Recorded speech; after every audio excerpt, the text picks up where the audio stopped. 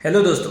UGC का एक latest rule आया 30 जून को और जिसमें उन्होंने ये बोला कि कॉलेजेस में और यूनिवर्सिटीज़ में entry level assistant professor job के लिए they will no longer require a PhD candidate. तो इसका मतलब है अगर आप मास्टर्स भी हो तो भी अभी आप असिस्टेंट प्रोफेसर जॉब के लिए कंसिडर किए जाएंगे। और ये यूजीसी का मिनिमम क्राइटेरिया जो था वो उन्होंने थोड़ा टोन डाउन कर दिया।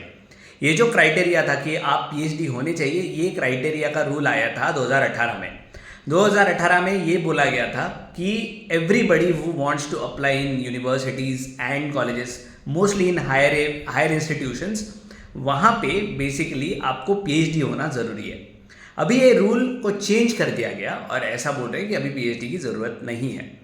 ये बेसिकली रूल कभी इफेक्ट में ही नहीं था। ये मैं समझाता हूँ कैसे।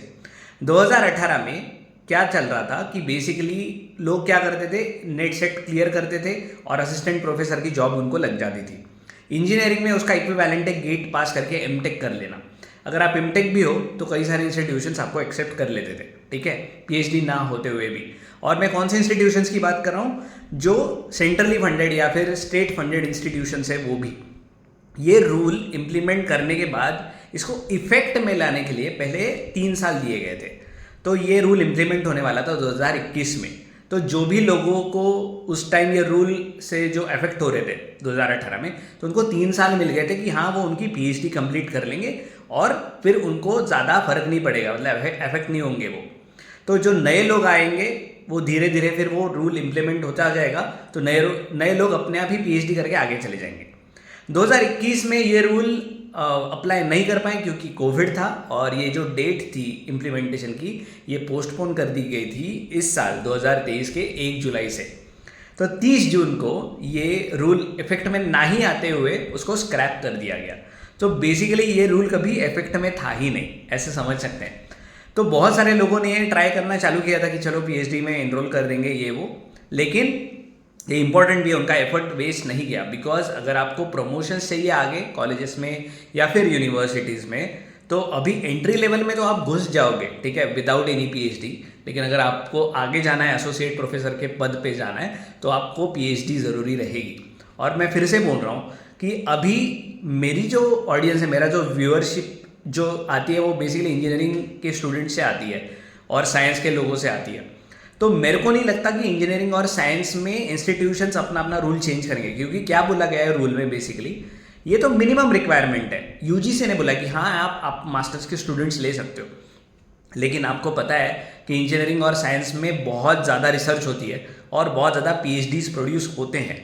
और इसके कारण जो हायर लेवल इंस्टीट्यूट्स है, आईआईटीज़ हो गए या फिर एनआईटीज़ हो गए या फिर बाकी के बड़े बड़े इंस्टीट्यूट्स हो गए, they will set their requirement to the PhD only. वो हमेशा उनको अलाउ करा है कि हाँ आप आपके हिसाब से जो भी आपकी एलिजिबिलिटी है वो सेट कर सकते हो, लेकिन हमारे तरफ से यूजीसी ये बोलती है कि हमारे तरफ से मिनिमम मतलब आप मास्टर्स होने चाहिए, ठीक है, तब भी आप अप्लाई कर सकते हो। लेकिन ये जो सारे इंस्टीट्यूट्स हैं जो मैं बोल रहा हूँ, आईआईटीज़ एनआईटीज़ या फिर हायर इंस्टीट्यूट्स, ये बोलेंगे कि नहीं हमको पीएचडी ही चाहिए। वो तो ये भी बोल सकते हैं पीएचडी भी चाहिए, 2-3 आपके पेपर भी होने चाहिए जर्नल्स में जो भी है असिस्टेंट प्रोफेसर के जॉब के लिए, बिकॉज कंपटीशन ज़्यादा है।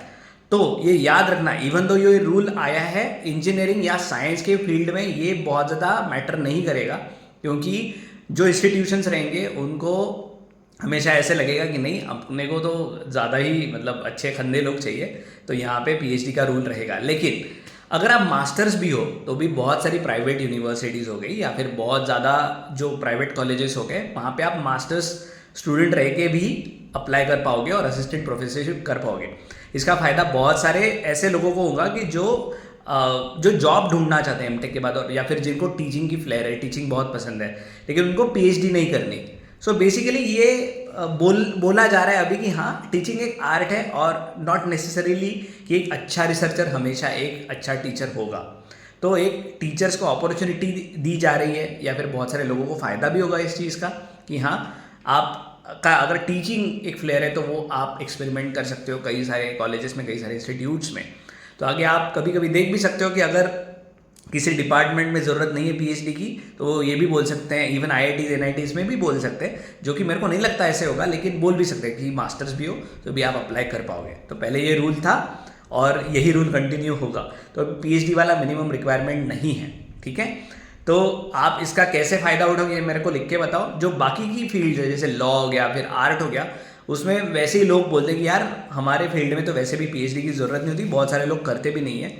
तो पीएचडी की जो रिक्वायरमेंट थी वो अननेसेसरीली बहुत ज़्यादा स्ट्रिंजेंट थी। तो ऐसे जो स्ट्रीम्स है, ऐसे जो फील्ड्स है, इसमें एनीवे इस रूल की वजह से बहुत ज़्यादा फ़ायदा होगा लोगों को, लेकिन इंजीनियरिंग और साइंस में बहुत ज़्यादा फ़ायदा आपको उस हिसाब से नहीं होगा, because you will anyway will have to do PhD. और जैसे कि मैंने बोला कि प्रमोशंस के लिए पीएचडी ज़रूरी रहेगी, ठीक है।